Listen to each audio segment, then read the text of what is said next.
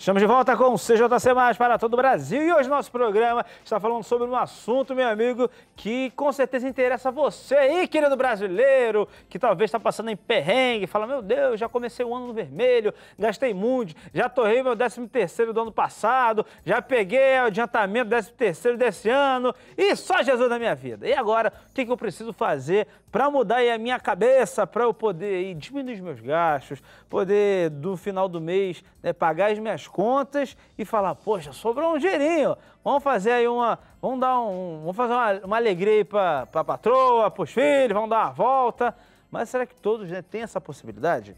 Para nos ajudar neste assunto, estamos recebendo ele, que é coach financeiro, está nos ajudando aqui neste assunto. Estamos com o Dalton Ferreira e no bloco anterior, a Carla deixou uma pergunta.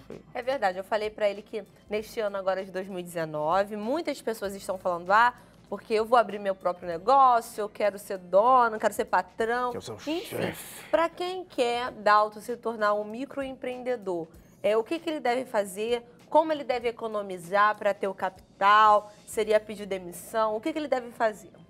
Tá, então primeiro ponto. É importante para ele, se hoje ele tem uma carreira e quer fazer algo a mais diferente, quer empreender, o que eu recomendaria? Começa a empreender, começa a fazer esse algo enquanto tem a carreira. Quando tem a segurança daquela carreira, que dá ali para ele pagar as contas dele, ele já começa a desenvolver o plano de negócios dele e colocar em prática. E com isso, o que ele vai fazer? Já vai gerar desse trabalho que ele tem, desse plano A, já vai começar a gerar receita para que ele possa ter o quê? Um colchão, uma reserva para quando fizer a transição, ele já tem um dinheiro para poder manter ele pelo menos 6 meses, sem precisar sacar do negócio. Ao mesmo tempo, ele começa ali a aprender que um caminho do empreendedor não é um caminho reto que vai até lá em cima. Normalmente é um caminho sinuoso, que ele sobe um pouquinho, cai muito, aí sobe de novo. É um caminho muito de aprendizado, principalmente no Brasil, que as próprias leis, a própria estrutura, a tributação, é um grande desafio para o empreendedorismo. Então, o que eu recomendaria? Se ele já tem um trabalho, começa a fazer com o plano B.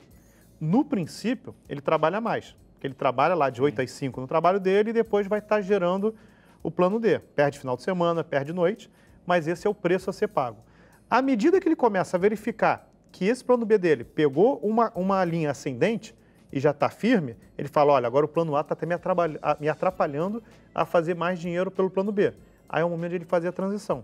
Aí ele pode entrar em acordo, hoje existem acordos pela quebra ali do trabalho, ali das leis trabalhistas, ficar mais flexíveis, dele de repente fazer um acordo mútuo para rescisão, e ele, em vez de receber como se fosse mandado embora um maior valor, recebe a metade, e para a empresa também muitas vezes é interessante, para ela poder reduzir custo.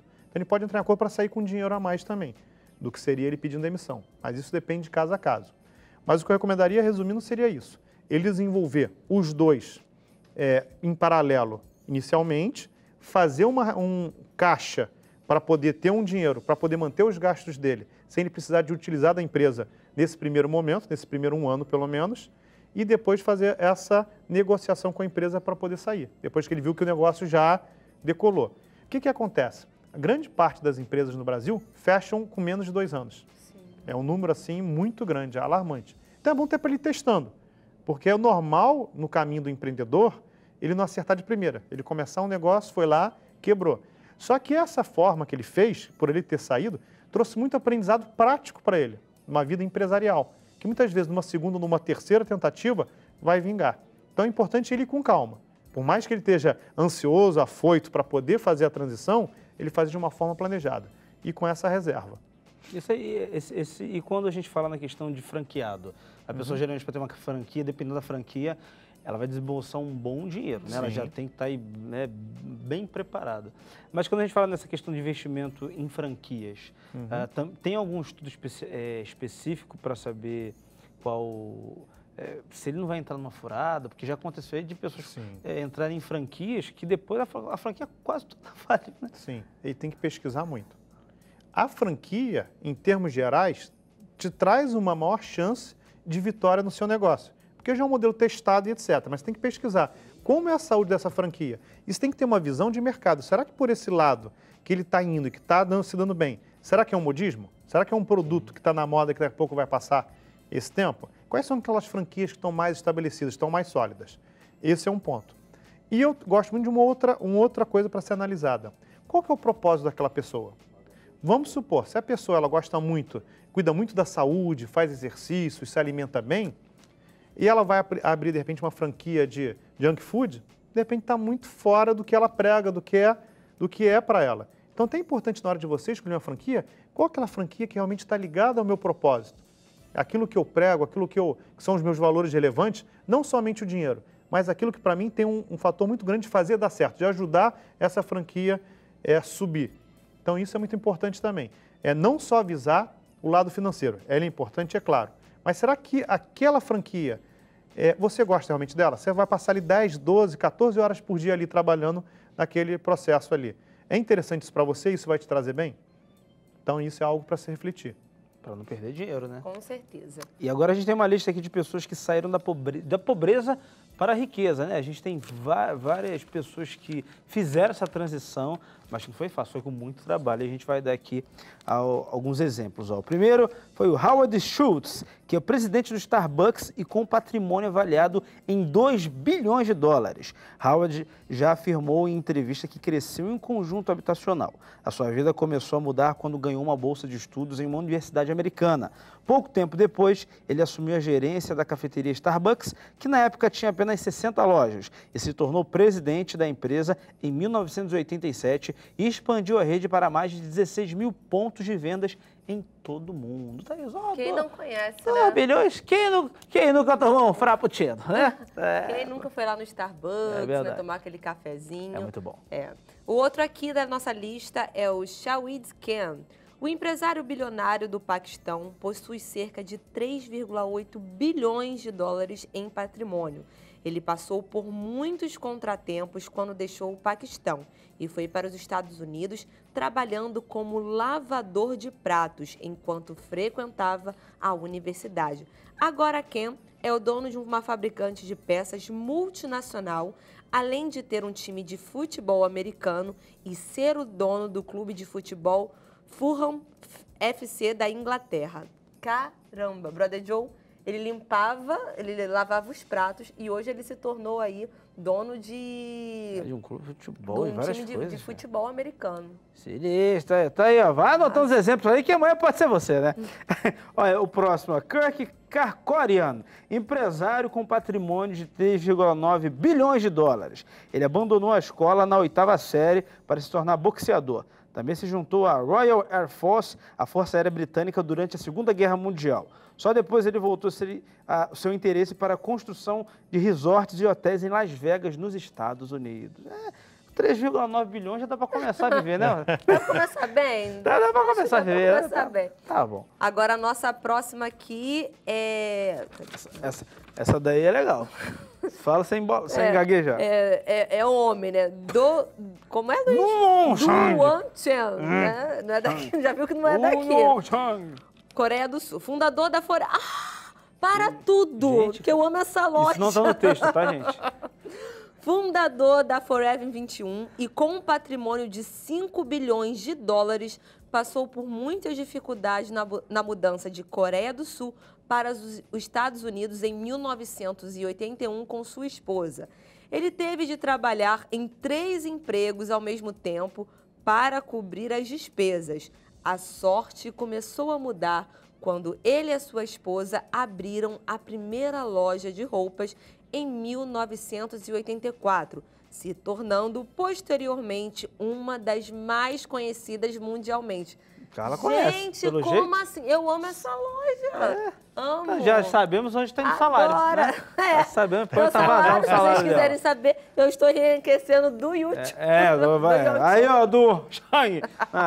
Ela que tá te ajudando aí com patrimônio. Ó. O próximo é o Leonardo Del Vecchio, fundador e presidente da Luxottica. Possui um patrimônio avaliado em 15 bilhões de dólares. Del Vecchio foi um dos 5 irmãos que foram encaminhados para um orfanato porque a mãe viúva não tinha condições financeiras de cuidar deles. Com o passar dos anos, ele trabalhou em uma fábrica de moldes de autopeças e de armações de óculos, até que aos 23 anos decidiu abrir a própria loja de fabricação de armações de óculos Luxottica, que viria a se tornar a maior do mundo. Tá aí, ó. Falei errado, é Luxottica. Acho que é isso, né? Luxottica. É isso? Deve ser. Agora é. Agora, 15 bilhões com armação? Apenas isso, Vou vender né, João? óculos. Caraca, rapaz, ó. Gente, eu tô Aí, ó. chocada até agora com o Vamos dono da abrir, galera, loja. vamos armar. Saindo daqui, galera, a gente vai começar a vender armações de óculos, tá? Agora o próximo aqui é o George Soros. O empresário e mega investidor George Soros possui um patrimônio de 20 bilhões de dólares, além de ser um dos maiores homens de negócios do mundo. Ele ainda sobreviveu à ocupação nazista da Hungria ao fugir para Londres em 1947. Enquanto estudava, trabalhou como garçom. Depois de se formar, Soros ainda passou por uma loja de souvenir antes de se tornar banqueiro em Nova York. Gente, eu acho muito legal essas histórias, porque nos motivam bastante, né? Porque quando a gente já vê aquela pessoa que já vem de uma família já, que tem condições, de um berço e tal, aí é mais fácil para a pessoa crescer na vida. Agora, quando a pessoa vem de baixo, em que ela luta, né? Tá ali, a gente viu aqui o caso valor, né? do dono da Forever 21, né? Que agora eu já conheço, agora, gente. Bom saber que não é Liga pra ele, pô. né? E ele trabalhou em 3 empregos para poder conseguir abrir a sua loja. Então, muitas vezes a gente fala assim, caramba, será que eu preciso passar por isso tudo para me tornar um empresário de sucesso, para poder construir o meu negócio? Precisa, né, Dalton? Sim. E o mais interessante, se a gente for olhar todas essas histórias que vocês falaram, vieram junto com muita dificuldade. Sim. E isso é legal porque tem muitas pessoas do outro lado que se colocam como vítimas. Ah, eu não tive um pai e uma mãe que puderam, não tive quem pudesse fazer por mim, não tive oportunidade. Na verdade, não são suas condições que determinam quem você é e quem você será, mas sim as decisões que você toma. Então, o que acontece? A maior parte das pessoas que chegam a ser milionárias, bilionárias, estatisticamente, são aquelas pessoas que vêm lá de baixo. O que acontece? Por exemplo, uma estatística que eu me recordo, 85% das pessoas que ganham numa loteria, Mega Sena, enfim, alguma do tipo, isso não só no Brasil, no mundo. Elas, depois de 5 anos, ficam mais pobres do que antes de ganhar. Gente. Então, por quê? Porque o que determina sucesso financeiro é quem você é. É a estrutura, o caminho, o processo que você desenvolve até chegar lá.